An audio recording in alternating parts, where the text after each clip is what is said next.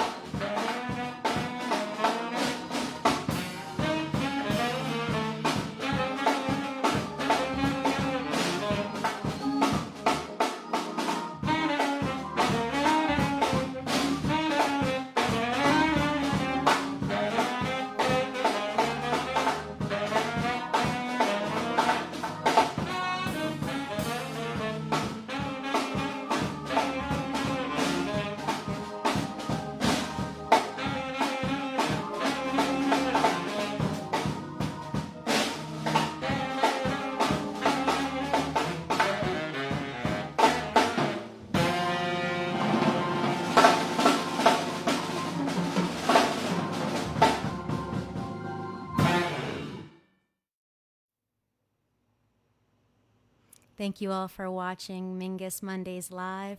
Tonight's broadcast featured Mingus Big Band Barry saxophonist Jason Marshall. Thank you so much for doing this. We appreciate you. And Thank you for having also, me. we appreciate Russell Carter on drums and Willem Dellisford on organ. Thank you to them as well for giving us their time and their energy. Jason, Yeah. how are you? All right. You Yeah, know, absolutely. managing, you know, Mm-hmm. Yeah, I hear that. doing what I can to preserve my resources and Mm-hmm. develop more. Yeah. Yeah. I wanted to maybe start off with the inspiration for your programming. You touched on it a little bit in your intro video, the Sure. reason why you chose your songs, Right. and I think it's important to touch on this aspect of Mingus's legacy. And I'm Yeah. happy that we're having this conversation. Absolutely. Absolutely. So yeah. So the first song, "Better Get Hit in Your Soul," was Mm-hmm. just something that I just felt was appropriate because uh, in my life I haven't seen this many people affected by a political or social climate. Right. It seems everyone is um, suddenly uncomfortable, even if it's only because they had such a bubble around them Mm-hmm. that now even if they don't have an opinion or if they don't have a different opinion as to how things are going, they are suddenly uncomfortable, Yeah. and that is a in a strange way it's reassuring to know that even the most insulated people are suddenly being hit in ways that they haven't been before. Right. Right. So so I thought that was a good one. Mm-hmm. And Charles Mingus, it's weird how all these titles and all these narratives that go with them are so modern and so appropriate.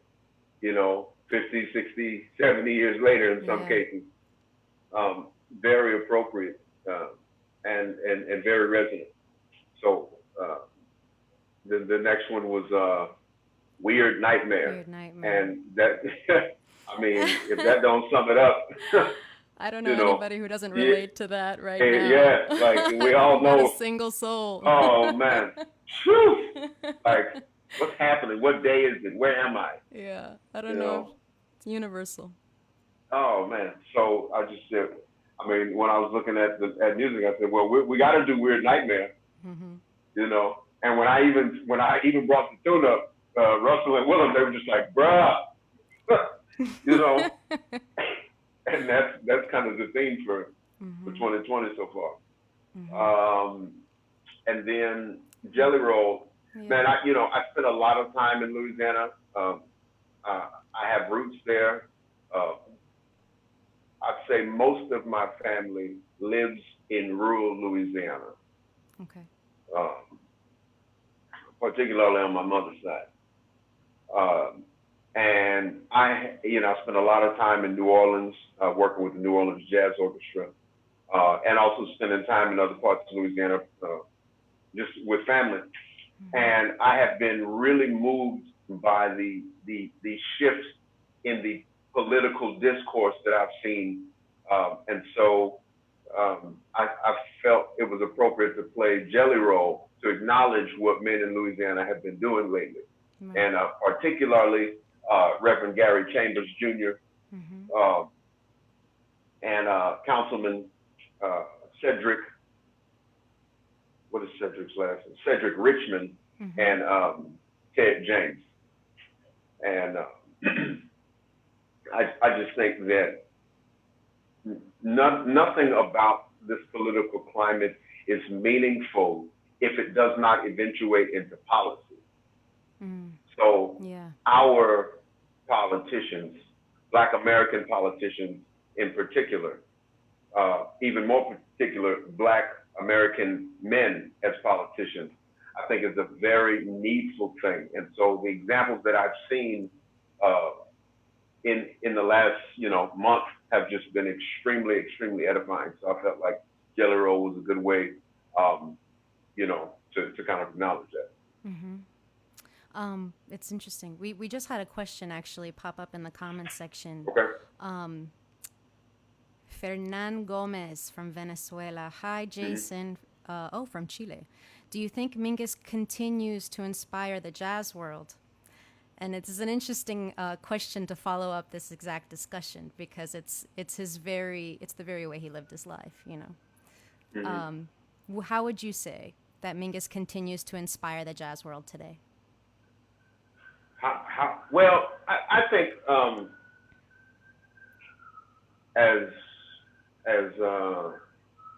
much as people might think he does, I think Mingus is more avoided in the jazz world than not because he raises so many delicate issues. Right. And I think part of what, for me, what is edifying about Charles Mingus is that he was unafraid during his career, which, especially in the age of cancel culture and social media in general, it's easy to get, it's easy to let the threat of cancellation, if you will, diminish what your message would otherwise be. Right. So I think Mingus is a spirit that is generally unafraid, and that is a more resonant thing, I would say now more than ever. So to the extent that he influences the jazz world, I think he was such a prolific composer that any student of music has to acknowledge his body of work. But I find that, especially as you see all these fissures in the music community along economic lines and along racial lines, a lot of people make a conscious decision to avoid Charles Mingus because they don't want to have those kind of uncomfortable conversations. Right. That's interesting. Speaking about influence and legacy, it makes me think about, there's the Charles Mingus legacy, and there's also the Mingus Big Band legacy, and all the musicians that encompass the long performing timeline that is the Mingus Big Band. Can you tell us a little bit about your experience with the Mingus Big Band and how you joined? And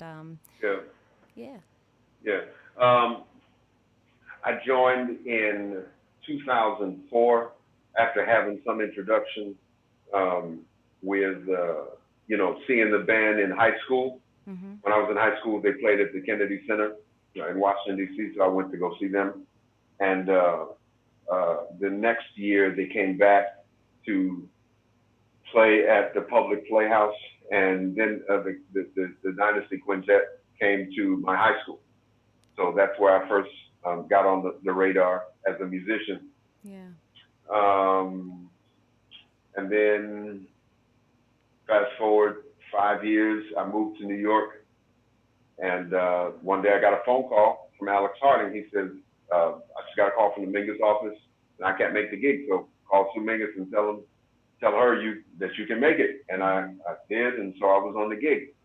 And that was in 2004. And leading up to that, I was a student of Ronnie Cuber's and Gary Smulyan, and I would go and sit in as often as I could.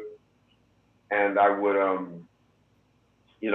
anytime there were not solos to be had, I was invited to just read the music. But that gave me an opportunity to learn the book. I love that. Yeah. Another question in the comments section. How has your involvement in Mingus music helped you in your development of your own artistic voice? So I find that Charles Mingus's music, in the same way that he was generally unafraid as an artist, it requires a degree of fearlessness to really do justice to that music. And so in my own work as a band leader, as a writer, as a presenter of music, I try to eliminate, to the extent possible, fear and anxiety, and just submit to the music making process.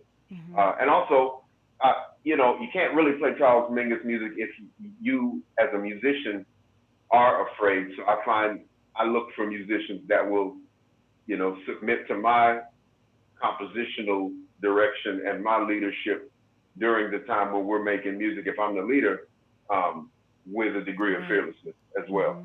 Like if you can't trust what I'm gonna ask of you, then this is not a union we should engage in. Right. Right. So, I really,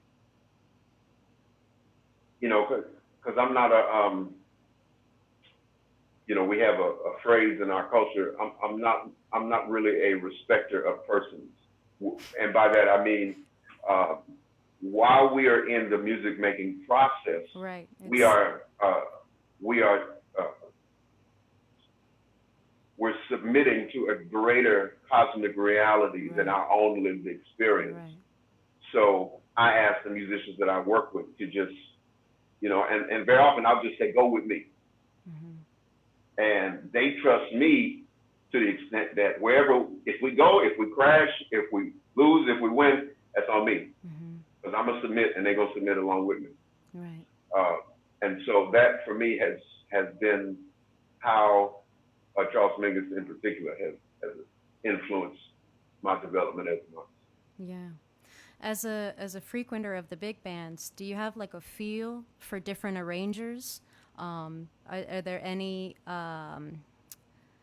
noted differences between, say, Boris Kozloff's arrangements compared to Cy Johnson's or Jack's or even Ronnie's?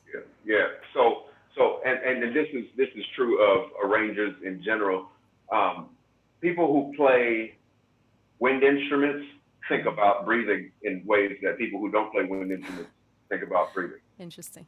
It's different. If a guitar player writes something, or a bass player, drummer writes something, they're thinking about it differently than if a saxophone player, trumpet player writes it. Ronnie Huber is like he's a bebopper, right? So he's gonna write from that perspective, even if he's not writing bebop per se, right? And Jack Walrath is interesting because he has one of the earliest, Jack Walrath was one of the first people that I heard play what I understood like third stream music to be, right? He didn't start there, but that combination of European influence, what they call classical chamber music, and avant-garde and jazz and so forth, you hear that he is looking at it from that perspective. Cy Johnson is one of those writers and arrangers, more so in this case, where you at least for me, I understand his instrument to be the orchestra. Interesting. Okay. Yeah. Whereas with Ronnie Huber, I relate to it in a very personal way because I play that instrument. Right. So it lays a certain way on the instrument, and I can relate to it kind of instantly. Yeah. That's interesting. And with Boris is interesting because it feels at once very his demeanor is very, when I say his demeanor, he writes in a way that makes sense when you know him. He is very direct. Okay. So for me, his writing is to the point in a way where it's beautiful and it's so obvious that there are things about it that it's like there is a noticeable lack of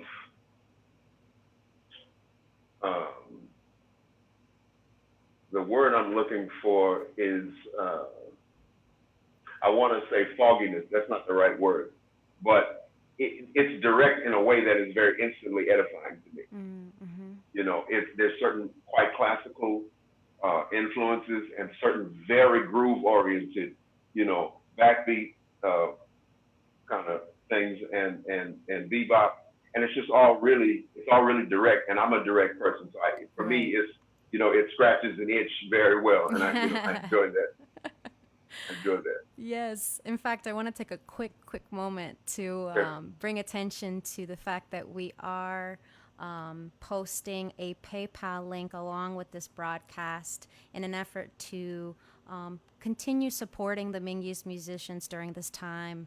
The link is in the caption.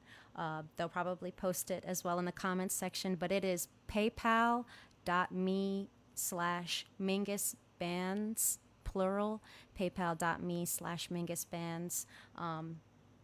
You know, this is all in an effort to support the musicians during this time, and thank you for that.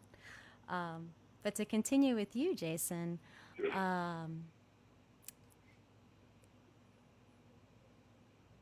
thinking about the approaches that different arrangers have, and thinking about the sort of spiritual presence that Mingus had when composing these tunes in the time that he lived, how do you experience Mingus's, let's say, musical mind? You know, how do you experience sort of the way his creation style, if you will? Yeah. I understand Mingus's experience during his life as often as not to be intensely traumatic. Yeah. In a way that is common in the Black American experience, for men in particular. And we are not often afforded opportunities to describe our condition apart from trauma. So I find that with Mingus, he was working out a lot of his coping mechanisms during the music. Right. And you know, Mingus was a powerful spirit, but I wouldn't say that he was necessarily endearing all the time. Not that he wasn't capable of great love and great affection, because he obviously was. But you know, trauma and more particularly sustained trauma is a thing where if at some point you have to accept that with the Black American artist, you are as likely as not to be talking to someone under duress in the moment, right? And we create art under duress in the moment, right? We're going through it as we're trying to orchestrate, while we're trying to get these ideas out, while we're trying to present music, while we're trying to pay musicians, while we're trying to do these things. So Charles, I hear Charles trying to arrive often at resolutions, you know, and you know, he has his, you know, like the 1625 in a minor key. That was a device that he could, that was consistent, that he could rely on, that was not necessarily always monotonous, but it was reliable and it was effective. Right. And so for us, anytime we can have those kinds of things, we gravitate to them. He was capable of expressing great beauty that I would venture to say he could get out through music in ways where if he said it, he might not be taken as seriously, which is unfortunate, but that is often the part of our presentation aspect. Yeah. And just the relationships that he developed in his life and that he referenced, you know, in the music are often as not to do with surviving trauma with those people. You know, Song for Kikai is something that he wrote while getting evicted with his daughter sitting in his lap. I mean, if that ain't part of our experience, I don't know what is. You see, so I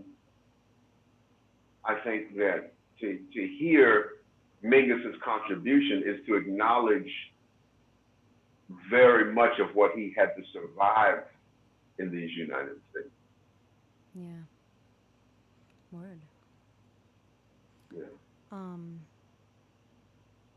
You know, with that said, you know, we have the high school competition every year, and Yeah. I've had the privilege of being a part of that, and you have, and Sure. there's a new generation of musicians coming up, listening, learning about Charles Mingus, learning about their own individual voices as they step into this world. What does Mingus music offer the youth that they can carry with them as they themselves are navigating everything that's Yeah. going on in the world? So I think Charles Mingus's music offers young people a glimpse at how versatile you need to be as a musician, because you're going to play some of everything when you play Mingus's music. You're gonna play some atonal classical stuff. You're gonna play some bebop. You're gonna play, a cumbia. You're gonna play, just a medium like in the pocket blues. You're gonna play a lot of different styles, and you have to be able to access them in the moment. Right. And also, again, Charles Mingus's music was quite politically oriented. So I remember.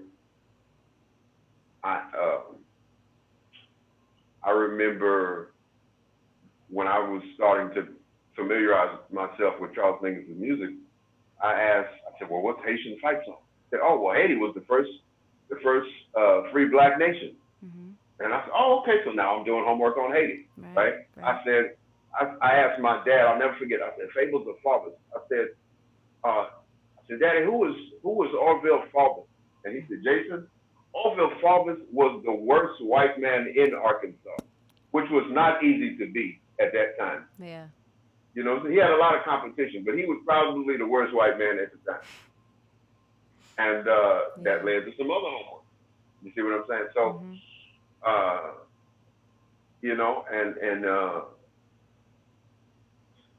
just a lot of the political things that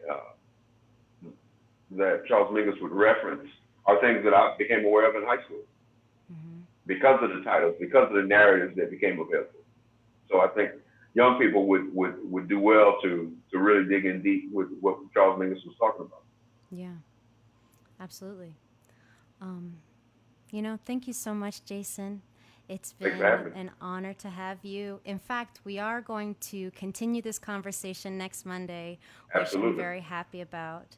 For everyone watching, this is Barry saxophonist Jason Marshall. In his performance that played earlier in the video, joining him was Russell Carter on drums and Willem Delisfort on organ. To support the Mingus musicians, just go to paypal.me/MingusBands, and we hope to see you next Monday night, same time, 7:30, same place, Charles Mingus Facebook. Thank you so much for watching. Appreciate y'all. Thank you.